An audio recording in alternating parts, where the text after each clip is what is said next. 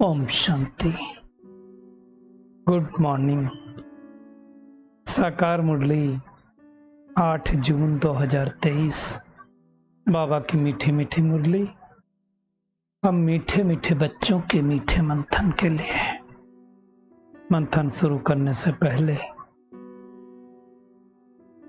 सद्गुरु बाप दादा की शांति भरी किरणों के नीचे बैठ जाते हैं और अनुभव करते हैं कि मैं शांत स्वरूप आत्मा हूं, शांति के सागर की संतान हूं। आज की मुरली को अगर हम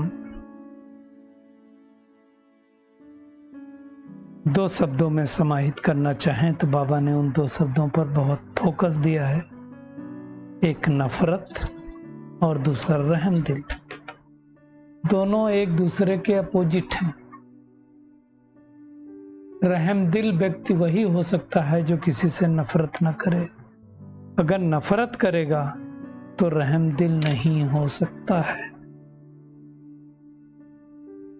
और भगवान जिसको गॉड फादर कहा जाता है, परमात्मा कहा जाता है, वो किसी के ऊपर नफरत कैसे कर सकता है? तो उस परमात्मा को जब इस सृष्टि पर आत्माएं बहुत दुखी होती हैं, परेशान होती हैं, शांत होती हैं, तो उसको तरस आता है। और जब तरस आता है तो इस सृष्टि पर नीचे आता है और आकर के हर एक बच्चे को दुख से छुड़ाता है। दुखी किसने किया? माया ने किया। 5 विकारों ने दुख दिया है, पतित बना दिया माया ने। तो भगवान आकर के रहम दिल बन करके हमें छुड़ाता है, क्योंकि परमात्मा को पता है हम बच्चे बहुत दुख पाए हैं। तो भगवान को रहम आता है, इसलिए उसको रहम दिल कहा जाता है ना। इसलिए जब दुनिया में कोई दुखी होता है तो कहते हैं ही ईश्वर, गॉड, अल्लाह रहम करो। रहम दुखियारियों पर किया जाता है। तो बहुत दुखी किया इस माया ने हमें 63 जन्म, तो सुखी करता है। इसलिए बाबा कहता है मुझे किसी पर नफरत नहीं आती, तरस आता है। ऐसे तुम बच्चों को भी दूसरे पर रहम दिल बनना है, तरस आना चाहिए, नफरत नहीं आनी चाहिए। कई बार जब कुछ कुछ बातें हो जाती हैं, कोई आकर के हमें कुछ उल्टा पुल्टा कह देता है, सुना देता है, तो हम उससे नफरत करने लगते हैं। नफरत करना मतलब फिर हम उसको देखना नहीं चाहते हैं, उसकी बात सुनना नहीं चाहते हैं, तो नफरत हो गई ना। भगवान कहता है उसके बजाय तुम रहम दिल बनो।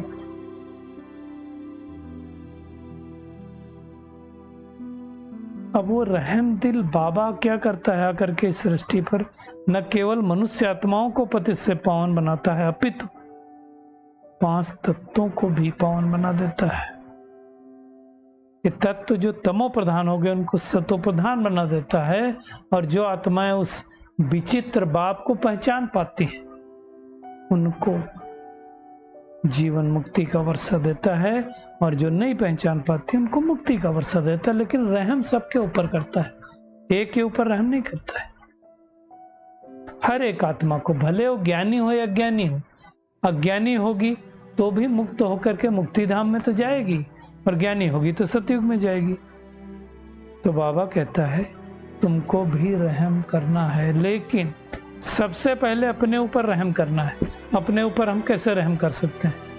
तो भगवान की श्रीमत पर चलकर। अगर हमें भगवान का परिचय मिल गया कि परमात्मा इस सृष्टि पर आ गया है, ज्ञान दे रहा है, तो सबसे पहले खुद को उस श्रीमत पर चलाना, स्वयं को श्रीमत पर चला करके खुद को रहम देना है। नहीं तो कई लोग अपने को भी बड़ा पनिशमेंट देते हैं, अपने को दुआ नहीं बददुआ देते। मैं अच्छा नहीं हूं, मैं बहुत खराब हूं, मेरी आदत नहीं अच्छी, मेरी वो आदत नहीं अच्छी। ऐसा नहीं करना, श्रापित नहीं करना है, मेहनत करनी है। अगर कोई कमी कमजोरी है, कोई विकार है, तो उसकी गंदगी से निकालने की सेवा करनी है स्वयं को। ये सब बातें परमात्मा समझाता है। बाबा कहता है 5000 वर्ष पहले की बात है, 5000 वर्ष पहले भी माया ने तुमको दुखी किया था, हमने तुमको फिर बनाया था सुखी। पहले तुम सतो प्रधान होते हो, फिर सतो होते हो, फिर रजो होते हो, फिर तमो में आए हो। ये सिर्फ भगवान जानता है, दूसरा कोई नहीं जानता है। तो वही भगवान जो सुख का सागर, प्रेम का सागर, आनंद का सागर है, हमें सुख शांति की दुनिया में ले चलने आया है।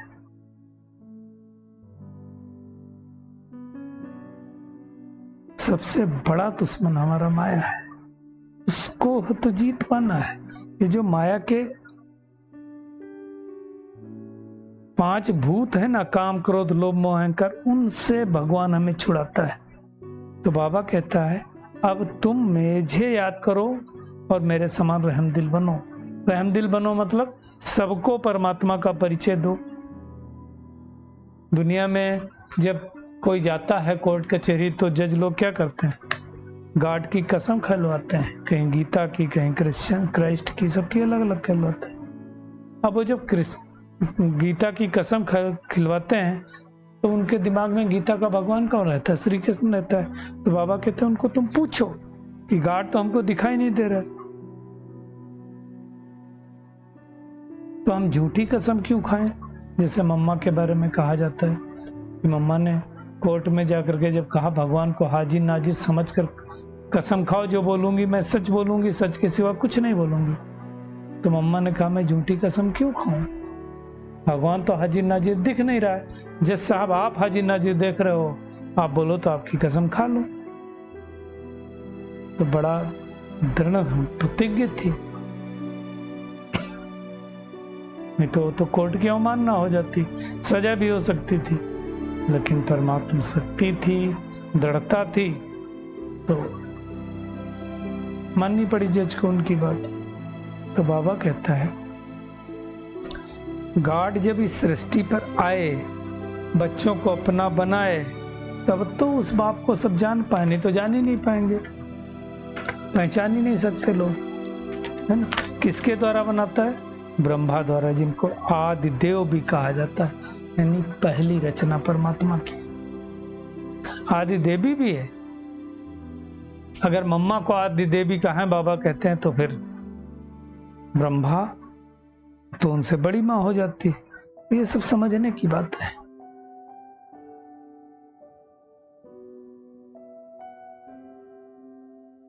तो बाबा बहुत रहमदिल है, प्यार का सागर है, तो हमें भी रहमदिल और प्यार का सागर बनना है।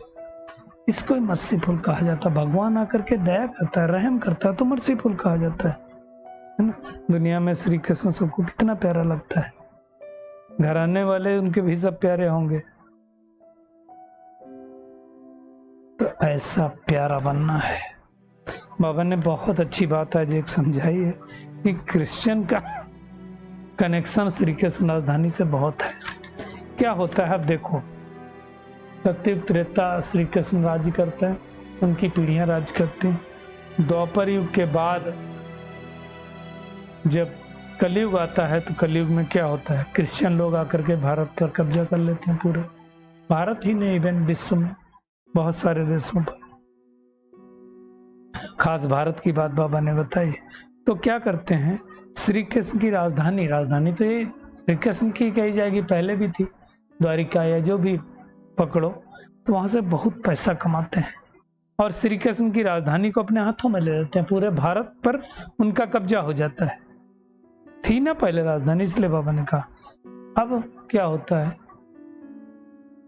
इस समय वापस जब संगम युग आता है, परमात्मा आता है, तो वही क्रिश्चियन श्री कृष्ण को विश्व की राजधानी दे देंगे। तो कितना वंडरफुल आज है, श्री कृष्ण की राजधानी को मदद भी दे रहे हैं। इतना फॉरेन के लोग, क्रिश्चियन लोग कितना ज्ञान में चलते हैं। आखिरी सारी राजधानी श्री कृष्ण को सौंप कर देके जाएंगे। ऐसा नहीं है कोई श्री कृष्ण के मुख में इसलिए मक्खन का गोला दिखाते हैं, बंदर आपस में लड़ते थे तो मक्खन श्री कृष्ण मिल जाए, ऐसी बात नहीं है। लेकिन अमेरिका यूरोप जब लड़ेंगे तो मक्खन भारत को मिल जाएगा। तो बाबा कहते हैं कर्मों का लेखा जोखा। आज बाबा ने कर्मों के बारे में भी समझाया कि देखो श्री क्रिश्चियन ने लिया कृष्ण की राजधानी, तो कृष्ण को ही वापस करते हैं। तो ये कार्मिक अकाउंट में जो कुछ लेन देन होती है वो वापस तो देना ही पड़ता है। तो बाबा आज बार बार इन बातों को अच्छी तरह से हमें समझा रहे हैं, इनको हमें समझना है ना। भगवान ने आज ये भी कहा कि भगवान कभी दंड नहीं देता है, कोई बाप किसी को सजा नहीं दे सकता है, धर्मराज द्वारा सजा दिलवाता है। ना ही भगवान सुख दुख देता है, उसका नाम ही है दुख हरता सुख करता, तो दुख हर के सुख देने वाला है। तो बाबा कहता मैं तो तुमको छुड़ाता हूँ दुख से, मैं कैसे तुमको दुख दे सकता हूँ। तो दुख कौन देता है फिर? दुख माया देती है। तो समझना है ना, इसमें कोई अंधश्रद्धा की बात नहीं है। यहाँ पढ़ाई पढ़ी जाती है और जितना पढ़ाई पढ़ेंगे उतना पद पाएंगे। एक ही बात है कि यहाँ गॉडफादर बैठ करके हम बच्चों को पढ़ाता है ना। क्या पढ़ाई पढ़ाता है? मनुष्य से देवता बनने की पढ़ाई। जैसे लोग बैरिस्ट्री पढ़ते हैं तो बैरिस्टर के साथ योग लगता है, डॉक्टरी पढ़ते हैं तो डॉक्टर के साथ। ऐसे हम देवी देवता बनना है तो परमात्मा के साथ बुद्धि योग लगाना है। ये सब बातें बाबा समझाता है। तो बाबा कहता है कि अब मैं जो बातें तुमको पढ़ाता हूँ वो धारण करो, बहुत मीठे बनो, किसी से नफरत नहीं करना है तुम्हें। तो आज का होमवर्क क्या है? श्रीमत पर हमें इस पढ़ाई को पढ़ना है, पढ़ करके अपने ऊपर खुद ही रहम करना है, किसी के ऊपर बेरहमी नहीं करना, नफरत किसी से नहीं करनी, घृणा किसी से नहीं करनी। बाबा जैसे प्यार का सागर है ऐसे हमें भी प्यार का सागर बनना है। आज का बाबा का वरदान है, सूक्ष्म शक्तियों द्वारा स्थूल कर्मेंद्रियों को संयम नियम में चलाने वाले स्वराज्य अधिकारी। वो बहुत खूबसूरत बात बाबा ने बताई है कि सबसे पहले अपनी सूक्ष्म शक्तियों की रिजल्ट को चेक करो। सूक्ष्म शक्तियां कौन कौन सी? हमारी मन, बुद्धि और संस्कार। उन पर बाबा कहते हैं पूरा कंट्रोल जो आत्मा रख पाती है मन, बुद्धि, संस्कार पर, उनको स्वराज्य अधिकारी कहा जाता है। खुद के ऊपर राज्य करने वाला अधिकारी। बाबा ने कहा सूक्ष्म शक्तियां ही स्थूल कर्मेंद्रियों को संयम और नियम में चला सकता है। जिसका मन पे कंट्रोल नहीं होता, कुछ भी मुख से खा लेगा स्थूल कर्मेंद्रिय के द्वारा, कुछ भी सुन लेगा, कुछ भी देख लेगा। तो सूक्ष्म शक्तियां कंट्रोलिंग पावर, रूलिंग पावर सिखाते हैं। बाबा ने कहा जो अपनी सूक्ष्म शक्तियों को हैंडल कर लेते हैं वो दूसरों को भी हैंडल कर सकते हैं। तो आपके ऊपर कंट्रोलिंग और रूलिंग पावर सर्व के लिए यथार्थ हैंडलिंग पावर बन जाती है। बहुत इंपॉर्टेंट बात है, हमें अंडरलाइन करनी है। खुद के ऊपर अगर कंट्रोलिंग पावर, रूलिंग पावर है तो हर एक को हम हैंडल कर सकते हैं। जिसने संयम रख लिया वो किसी को भी कंट्रोल कर सकता है। संयम नहीं रहेगा तो कंट्रोल नहीं कर पाएगा। स्लोगन है, जिनके साथ 1000 भुजाओं वाला बाप है कभी दिल शिकस्त हो ही नहीं सकते हैं। तो हमारे साथ कौन है? 1000 भुजाओं वाला पिता। तो हमें दिल शिकस्त नहीं होना है। चलिए परमात्मा किरणों के नीचे बैठ जाते हैं और महसूस करते हैं मैं आत्मा हूँ, संपूर्ण स्वराज्य अधिकारी अर्थात मन, बुद्धि और संस्कार की मालिक हूँ। रूलिंग पावर और कंट्रोलिंग पावर के द्वारा अपनी मन बुद्धि को कंट्रोल करने वाली मन जीते जगत जीत आत्मा हूं। अच्छी रीत से पढ़ाई पढ़कर खुद के ऊपर रहम करने वाली और अनेकों के ऊपर रहम दिल बनकर उनको भी बाप का परिचय देने वाली कोटों में कोई आत्मा हूं। शुक्रिया मीठे प्यारे बाप दादा, शुक्रिया आप सभी का इस मीठे मंथन के लिए। ओम शांति।